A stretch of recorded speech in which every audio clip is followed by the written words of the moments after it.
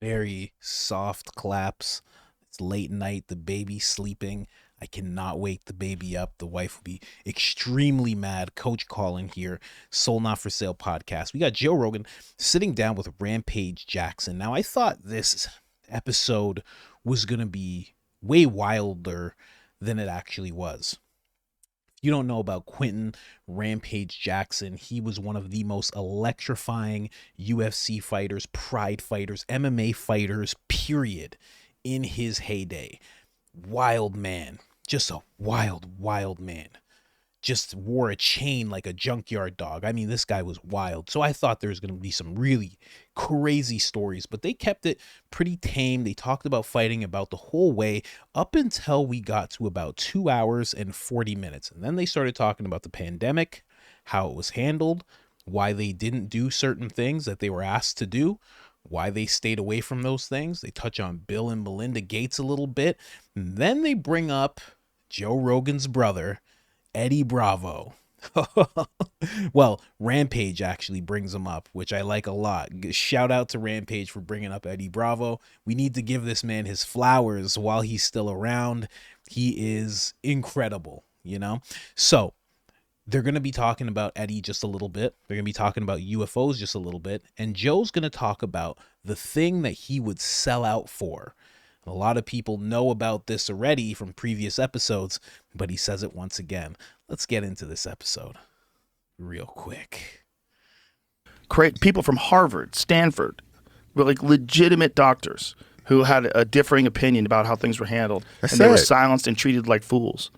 It's evil. They pay all that money for their education, and then when it's time to use it, it can help a lot of people. Not only that, science is always supposed to be questioned. Science is all about a bunch of different experts giving peer review on a subject, right? But they're not supposed to be biased and bought and paid for. But that's the problem with today. Whenever there's so much money involved in one thing, like a vaccine or any kind of medicine, you get a bunch of people that are willing to bullshit in order to sell that medicine. And so when someone doesn't want to do that and they have a different opinion, it doesn't go with the narrative, they just make that person out to be a crazy. That's a crackpot. They're nuts. Meanwhile, these are like legitimate PhDs, like legitimate scientists, well respected up until that moment in their field. But you know what? I ask myself sometimes, like, what if I was in that situation? Would I sell out? I always say that about UFOs. Like, I would lie. Show me the UFOs. I won't tell nobody. I'll say, oh, it's all bullshit. I will lie. I'll lie. Show me. I'll sell out for that. I'll sell out for aliens. You really believe in that, huh? No. You know, you got all these aliens. Yeah. I know, but I don't. Why? I do kind of. This is what I think.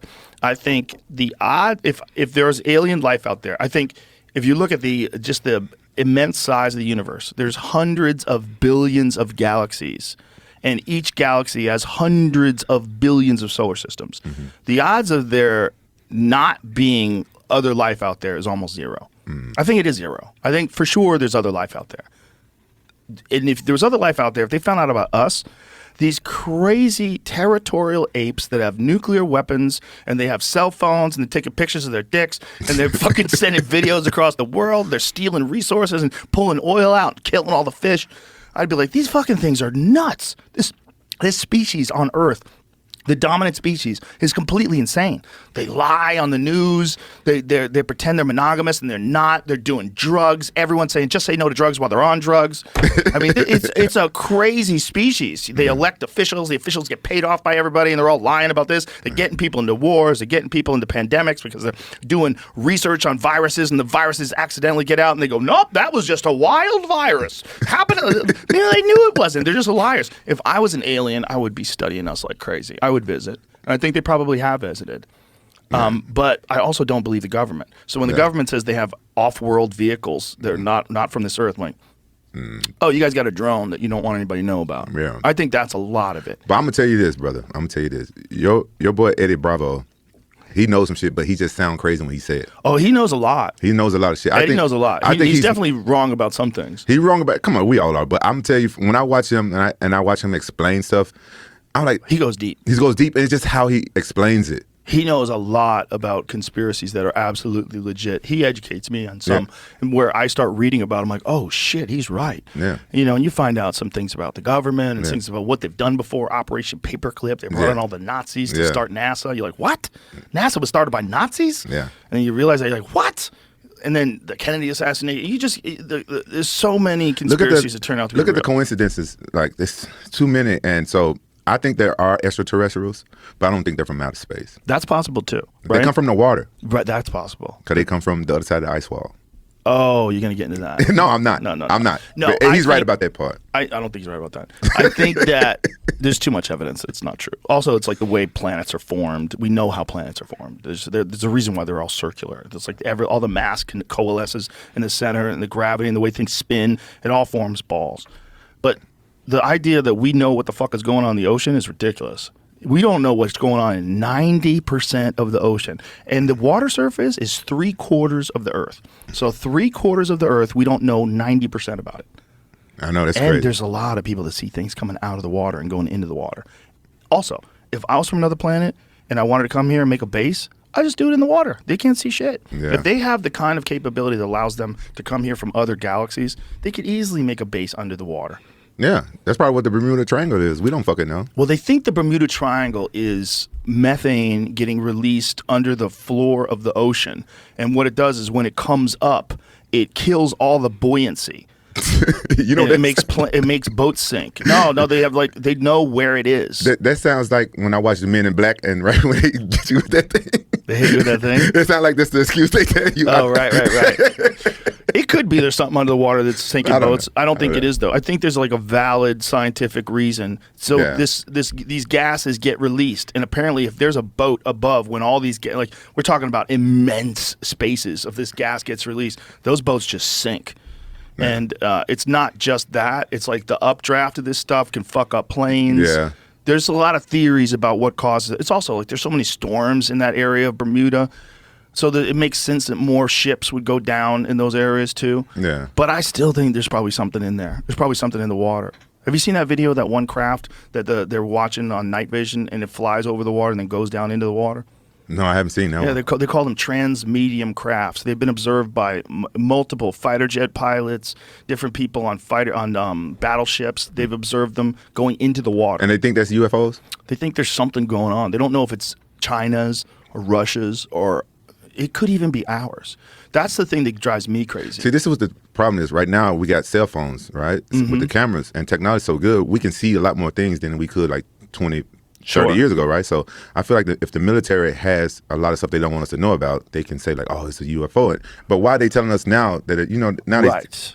Exactly. So That's exactly how I feel. Yeah. When they're telling you that it's a UFO, I'm like, And the thing is, they're always happening near military bases. They're always happening in the coast of the water off of San Diego. There's all military all over San Diego. Yeah. East Coast, in all of the restricted airspaces, that's where they see these things, which is exactly where they would practice if they had these things. If we got our technology strong enough, or we could go to different planets, would you like to go? No. I'd be scared as fuck. Fuck that. I'd be Fuck scared as fuck. that. Yeah, fuck that. We talked about like they do SpaceX flights. I'm like, I ain't gonna be that dude that dies like that. hell yeah, fuck fuck that. Imagine the feeling you would have, how stupid you would feel if you're up in the jet or in the rocket and you hear things start breaking. You don't feel stupid for a couple seconds. Boom! Right.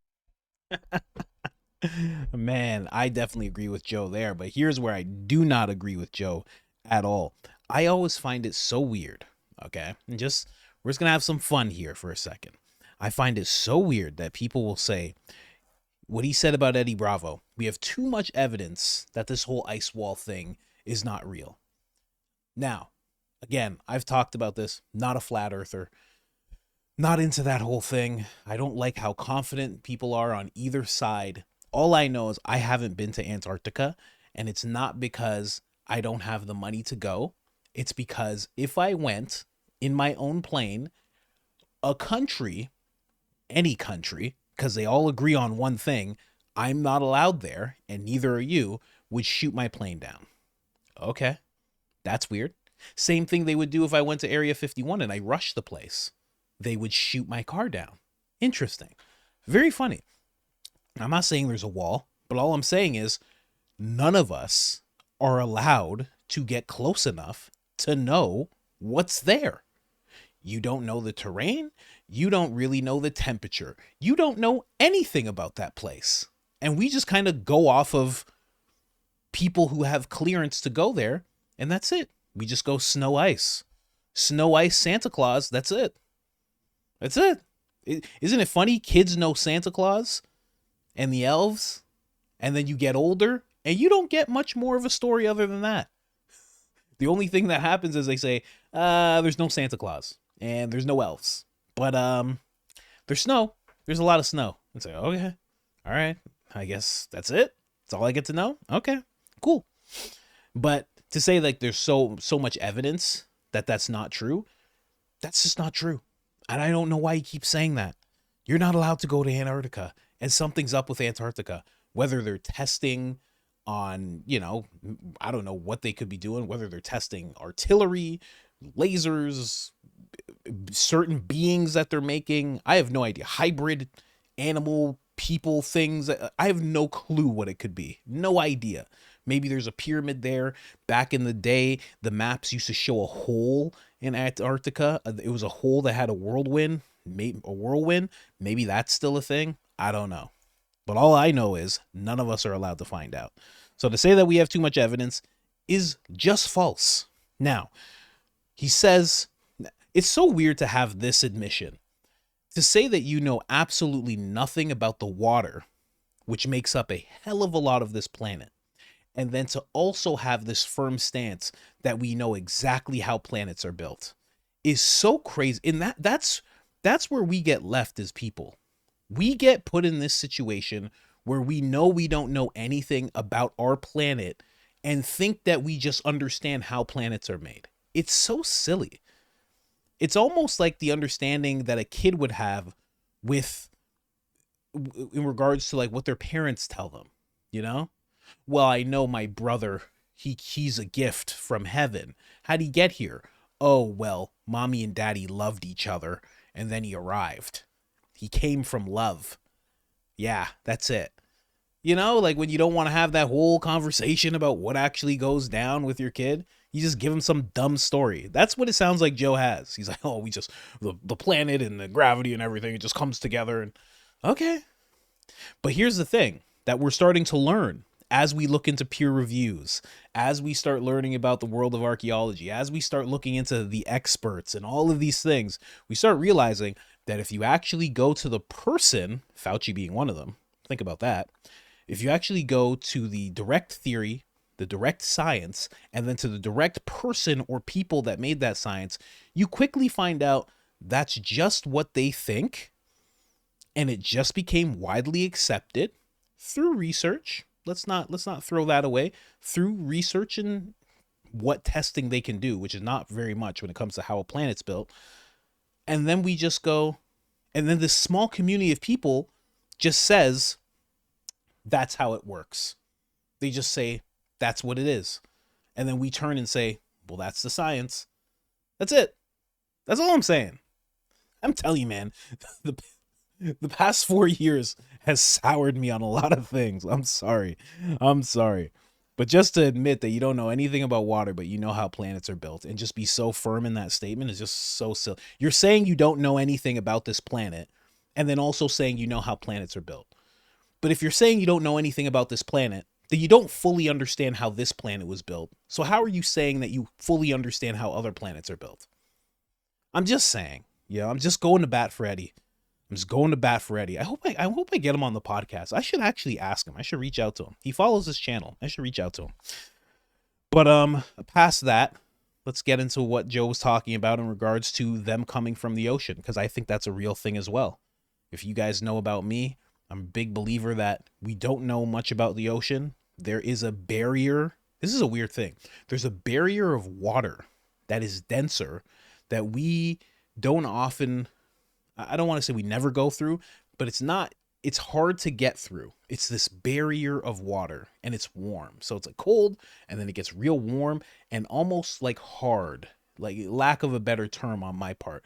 Almost hard, this barrier of water, and then you go down, and that is the realm that we've never really explored. I think there's some stuff going down over there. Now, Tucker Carlson also thought that as well, and he talked about this footage that came out. Legit footage. Pentagon actually confirmed that it's real. Let's go. Interviewed a number of experts on the show, people familiar with footage in the possession of the U.S. military, who have said there is tape out there of unidentified flying objects descending from the sky and then disappearing into the ocean. Well, today, that video emerged. The Pentagon has just confirmed that the footage is real. You're seeing it now on your screen. It was taken by the Combat Information Center on board the USS Omaha on July 15th, 2019, off the coast of San Diego. As far as we know, the UFO in question was never recovered. There was no material indicating a crash. More than that, we don't know. Tom Rogan is a Washington Examiner columnist, well-versed in the subject. He joins us tonight. Tom, what do you think we're looking at here? Well, I think we may well be looking at a true unknown, which is to say intelligently controlled machinery that is not understood to be in the possession of the United States, China, or Russia, which are the three most advanced countries in terms of military aviation. And so, the video in and of itself is limiting what it can tell us, but I think it speaks to, as the Pentagon itself has admitted, this continuing trend of truly unexplained things coming into the public consciousness more than they have before. If you listen to this with the sound up, you can hear the guys who are monitoring this video in real time gasp when it seems to disappear beneath the waves. So this kind of takes the weather balloon off the table or some meteorological phenomenon off the table. I mean, clearly we're looking at something that is, as you just put it, being intelligently controlled, and it's going underneath the ocean and then disappearing. I mean, we're sure that this could not be a foreign nation in control. Yeah, that is the... Yes, and that is why you see people like Senator Rubio leaning into the subject, the military, Office of Naval Intelligence, which really leads the military effort researching this. There isn't anything that we have, top secret information, about what China or Russia have, or what we have at Area 51, that can do what these things do in terms of the variable performance. And I think specifically relevant to this video, in the coming months and years, an area which we will learn more about is the interaction of US Navy submarines, nuclear ballistic missile submarines and attack submarines, picking up sonar contact of things moving at hundreds of knots under the water. And so there is a undersea dimension to this that the Navy has sort of pushed off to the side as the pilots talk more about their experiences. So there's a lot more to come out, I think, is the best way to put it. Hundreds of knots underwater. I mean, I think all of us can imagine objects moving at incredible speeds in the air, maybe even approaching, the speed of light, potentially. But hundreds of knots underwater, I don't think most people can even digest that. That's been recorded? That's what I've heard from sources, very good sources, and that the Navy has the data. And one of the big things, Tucker, that I think as we move towards this Director of National Intelligence report, and I do know that the various agencies are actually taking that more seriously than people might expect, as is DNI. One of the things we're going to find is that over a period of decades, a lot of the data, a lot of the measurement of these things has been put off as technical aberration or essentially a data malfunction, because they didn't want to really admit that something very serious and special is going on. I mean, some of this behavior challenges our understanding of physics, so I think this is going to change a lot of perceptions. Tom, I appreciate it. And just so you guys know, just in case you're wondering what this footage actually was, this is Terrence Howard's drone. Just so you guys know, the technology is very real. And that right there is called a linchpin drone, aka the Terry-mobile. If you guys want to purchase a Terry-mobile, it's going to be a little difficult. You have to count your money up, but 1 times 1 equals 2. Okay, so you have to count your money up based on that. Do you understand? It's going to be a little hard. You're going to need a calculator for this, but it's worth it. The Terry-mobile works at extraordinary speeds. I don't know why I said that. It was as soon as he brought up understanding of physics, I was like, oh, we gotta talk about Terrence a little bit.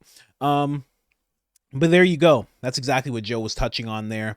Going into the water, that does make a lot of sense. I don't know. I don't know. Let me know what you guys think about this whole thing. I think for sure, I just think I always go to this, right? I'm really into underground civilizations because it just makes more sense, in my opinion. If you were going to be on a planet, where would you go for the most safety, given that we know about all these meteor showers and how meteors can slam into planets and change the surface? It dramatically changed the surface. How also ice. Why am I lacking on this? Oh, I'm having a Joe Biden moment right now. An ice age. There you go. I'm back. Hunter mode now. I went from Joe to Hunter. We're here. You can have an ice age, and that'll also change the surface. It can get too hot. That'll also change the surface. But if you're deep enough inside, you won't be affected as much by those things. That's my brief understanding from the things I've looked into. Now, why wouldn't you go underwater as deep as you could if you could have some kind of base civilization there? And why wouldn't you go underground into mountains, deep into the earth? There's been so much recorded about people being deep into the earth. They found little cities, not so deep, but into mountains, maybe hundreds of meters down. They found little cave dwellings and things of that nature. So why wouldn't there be people who just went much deeper and just stayed there? I don't know. That's just my thinking on the whole thing. Tucker Carlson also has been talking about this for years. Obviously, he's no longer a part of Fox, and that's what you're seeing there.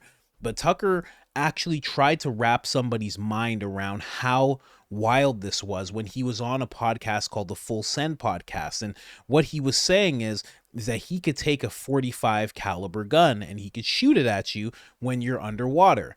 And the force from the water is so strong that you'd be able to catch the bullet if you guys were 50 feet away, his example was. You'd be able to catch the bullet if the bullet even made it to you. And that's why it's so mind-blowing for these people when they see something there and then it goes into the water. It just doesn't make any sense. It's wild. And then there's also different footage of things coming out of the water at extreme speeds. And it's like, how is that happening? They just don't understand. I think it's a combination of things that Tucker's been talking about for a long time, coming in and out of the water and being here much longer than we think, and not actually being from somewhere else, actually being from here and just watching the things that are on the outside. But again, I don't know. Here's what I'm going to end it off with, though. What Joe said about selling out for UFOs. Rampage Jackson's question of, would you sell out if you were one of those talking head people and it was the pandemic and you were told to say some things that you knew maybe weren't that true? Would you sell out? Would you sell out for the money? I mean, when you look at what Anderson Cooper makes, it's in the 8 figures. When you look at what Don Lemon was making, it was wild. When you look at what Rachel Maddow makes now, I think she's in the bracket of like $30 to $40 million a year for a Rachel Maddow show. What? Joe Scarborough's making millions. His wife's making millions. They're all making millions. Would you sell out for that type of money? Would you step into that arena and say just what you're told to say?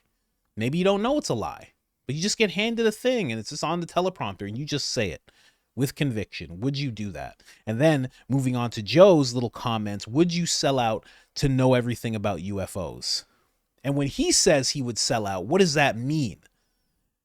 Well, a lot of you in the comments have already alluded to what it means, is that you would start spewing certain narratives, you would undo certain narratives, you would become this secret mouthpiece for some organization, whoever showed you the UFOs.